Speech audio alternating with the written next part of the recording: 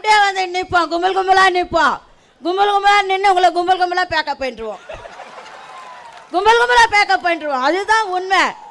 இப்போதான் சூரகம் சம்மாரம் முடிஞ்சிச்சு. அடுத்து எனக்கு ஒரு கீதையில் ஒரு பாட்டு ஒரு ஞாபகம் வருது. அண்ணா அறிமுறை கொடுத்தா சொல்லிடுறேன்.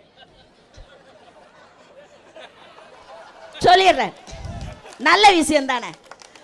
பரித்ராணாய சாதுனாம் விநாசாய சதுக்ஷுதாம் தர்ம சம்ஸ்தாபனாய சம்பவாமி யுகே யுகே. இது என்ன கீதையில் கிருஷ்ண பரமாத்மா சொன்னது. அக்கிரமக்காரர்களால் அநியாயக்காரர்களால் எங்கே அதர்மம் தலை தூக்கி விரித்தாடுகின்றதோ அங்கே யுகமாக அந்த அக்கிரமக்காரர்களை அழிக்க, அதர்மத்தை அழிக்க, நீதியை நிலைநாட்ட நான் அவதரிப்பேன். இப்போ அதான் நடந்துனுக்குது. இந்த காலத்து கிருஷ்ண பரமாத்மா என் தளபதி தான், என் தளபதி தான். அதுதான்.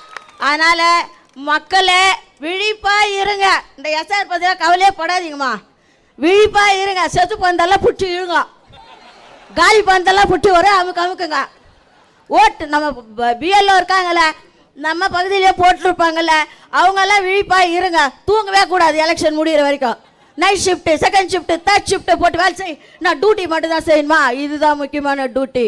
தளபதியை செஞ்சார்ஜு கோட்டையில் அமர வைக்கின்ற டியூட்டி.